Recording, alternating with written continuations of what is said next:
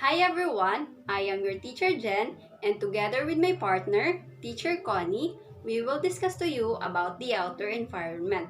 So, what do you remember from playing outdoor when you were younger? What did you enjoy and what didn't you enjoy? Please watch the whole video and enjoy and learn!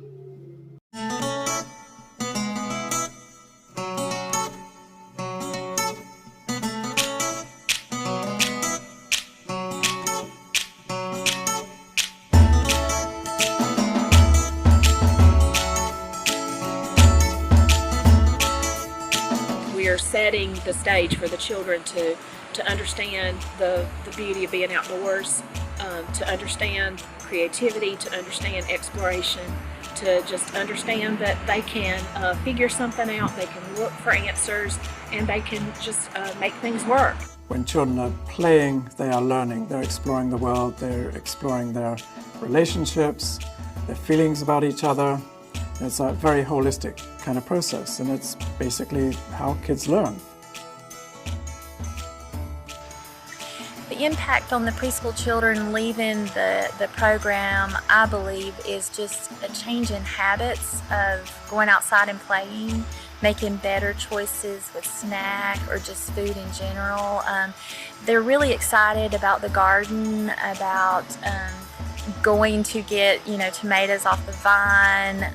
The majority of young children are enrolled in child care centers. This is where they get most of their physical activity and develop habits that will track throughout adulthood. The outdoors can be designed to support these good habits. I believe that being outside is less stressful for them, and having the nature around them has been, I think, amazing. Of course, I'm passionate about it too, so having them, get dirty, play in the dirt, and have that opportunity to not be told you can't do that, put the bugs down, you can't, instead encouraging them to play with the bugs and learn about them and explore.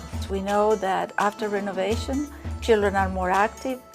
The teachers have less custodial behaviors, meaning they have to do less because children are so engaged with the environment that they have to only bring some toys and facilitate play, and then play flows. Very small changes can make a huge difference. And maybe the most fascinating thing to me is that the simple addition of a circulating pathway makes kids move. The Natural Learning Initiative uses a number of design principles appropriate for healthy childhood development.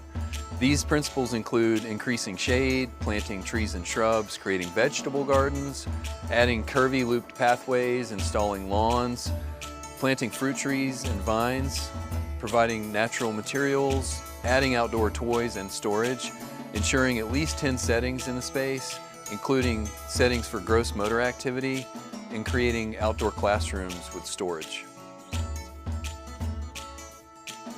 All of these design principles work together to create an integrated environment that supports all the needs of the children that are using it. The community participation process engages the broader community of stakeholders and involves staff in making design decisions, which results in low-cost, high-impact developments on the ground. The design workshop is the most exciting part of the design process. We've done the survey and met with stakeholders, and now we're sitting with the staff of the Child Care Center, usually the director and some of the lead teachers and maybe some parents. We're engaged in a hands-on process developing the design program, which is mainly a paper record of what their needs are. Every center has a different kind of space, different shape, different size, a different size of population. So every project's different, and that's what makes it very interesting for us. By the end of the workshop, which lasts about a day, the design's totally figured out. We use pieces of construction paper to help us make really quick decisions, and then we bring that back to the office, draw it up, and fine-tune the design over a matter of weeks until it becomes the final master plan for the center. These are living landscapes, and the growth of the landscape is like the growth of a child. It's incremental. It won't happen overnight. So you take it piece by piece. Sometimes it's planting trees, a garden here, a garden there, and in a couple of years you have a very, very high quality outdoor learning environment. The directors and the teachers tell us that the behavior of the children change. They also say there is more harmony outside, there is much more to do. Children with special needs are more integrated because there is always something to do for them. And they are so proud of their gardens that is probably their great success. Playing in nature can increase science learning and school readiness. The number of happy faces is one gauge of success. A high quality in the outdoors is an environment that supports the interest of children, that supports play activities, that supports their learning, that supports the curriculum, where the teacher can go outside not only for children to exercise, but for learning.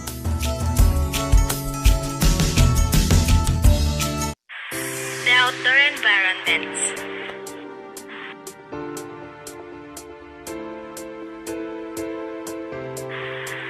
Outdoor environments are the perfect space for infant and toddlers to explore, gather information, and experiment. Infants and toddlers are amazing young scientists ready to learn using all of their senses.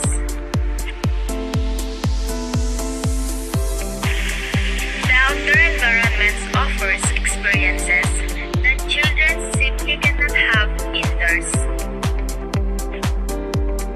It supports easy movement, which help to strengthen children's muscles, heart, and lungs. Exposure to the outdoor environment may also foster children's health via strengthened immunity, more regular sleeping patterns, and a sense of well-being. Outdoor play.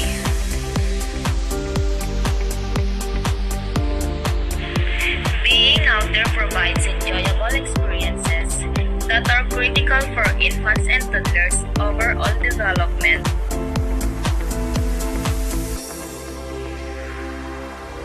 Creating an outdoor learning environment.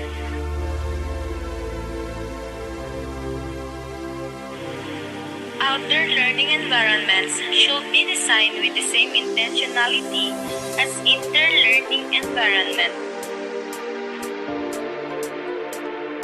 They must accommodate the needs of young infants, crawling infants, beginning walkers, and the active climbers. As our youngest scientists and explorers, infants and toddlers require constant supervision while they are outdoors. Like for example, using all of their senses to learn. Often, they try to taste things they have uncovered. So, it is necessary that all potential stroking hazards be considered and that caregivers remain in close proximity. Because infants and toddlers are still mastering balance, it is also important to offer a surface that allows them to move around easily and provide a soft landing. Outdoor equipment should safely support the developmental needs of infants and toddlers. The Community Investment Collaborative for Kids Resource Guide, Perley, Gilman, and Larson 2005 recommends specific elements for infants and toddlers' outdoor spaces. Places for eating or relaxing outdoors in the shade, convenient access to a diapering area and hand washing.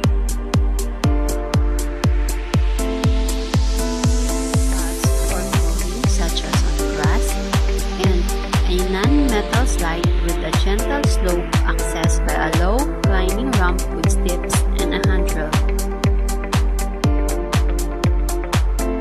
Bucket swings at a safe distance from other play for the safety of the children, short tunnels and applicable places, comfortable seating at various levels, rocking toys children can sit inside, pushing or riding wheel toys, and lastly, safe water and sand with simple props. Engagement and learning in an outdoor learning environment. Infants and toddlers benefit from the outdoors, fresh air, sunshine, open space, and exposure to nature. And they have opportunities to grow and learn, affecting all areas of development. Caregivers can support infants and toddlers by reflecting on the importance of outdoor experiences and planning ways to include these experiences and learning. So as caregivers, we should observe, guide, and evaluate ourselves also.